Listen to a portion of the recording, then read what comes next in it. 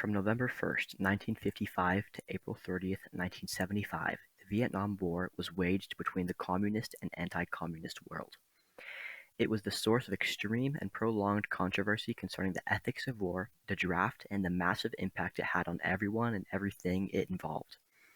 It urged the development of more and more advanced and inhumane weapons, namely napalm.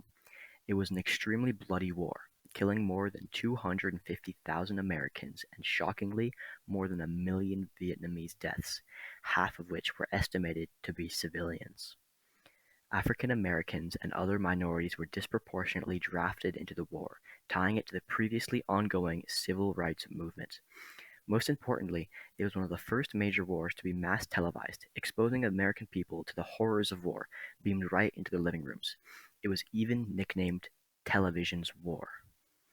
This roiling combination of injustice and exposure sparked mass protest in the US. People were seeing horrible things happening in Vietnam, and some saw it as their moral responsibility to protest these decisions that enabled the war. Many took inspiration from Henry David Thoreau's Civil Disobedience, an essay to guide their morals, which encouraged protest. Thoreau said in his essay to let your life be a counter-friction to stop the machine.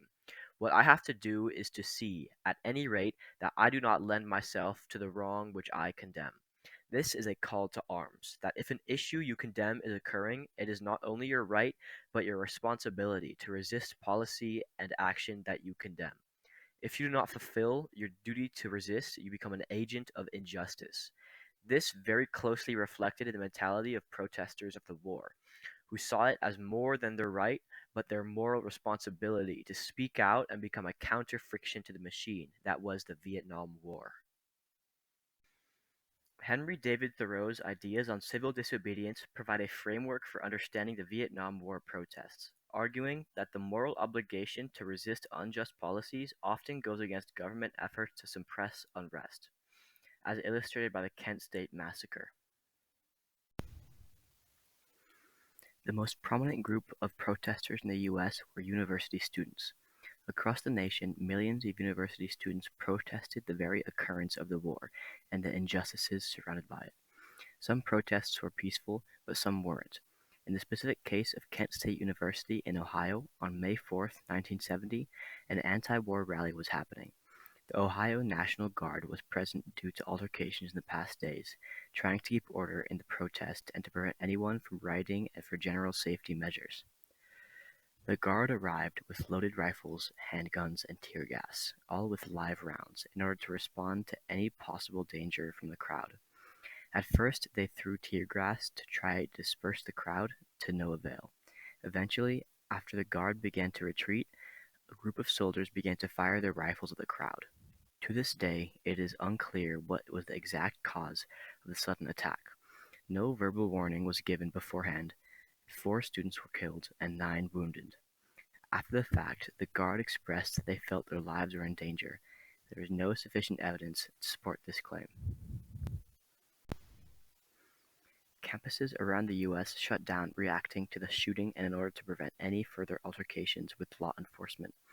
Some of the public were outraged at the tragedy, while others had expressed sentiments that read as almost grateful that something had finally been done about the un-American protesters.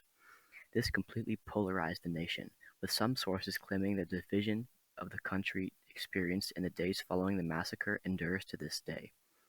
This immense event led people to protest and utilize their rights even more, some even motivated and felt obligated by the past lives of the killed protesters to speak out even more.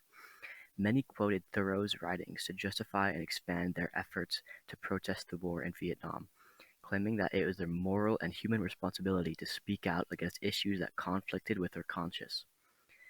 The U.S. Constitution allots them the right to assemble, to speak out against the government, and to believe in whatever they want. Thoreau takes this a step further, saying that it ascends to responsibility. At the time, the government was undermining the ability to exercise both your rights and responsibilities. All this achieved for the government was increased dissent, backfiring on their original intentions. May 4th, 1970 completely overhauled America's outlook on protest and civil disobedience. Henry David Thoreau's Civil Disobedience urged protesters to resist and speak out against unjust government policy. pivotally exemplified by the Kent State Massacre. The fallout of the event led to increased polarization and activism regarding the Vietnam War, eventually contributing to its ending in 1975. It had a lasting impact on future protest movements, arguably enduring until as recently as the BLM protests in recent years. Overall, the events of the 60s and 70s affected how America sees protest, from Thoreau to Kent State.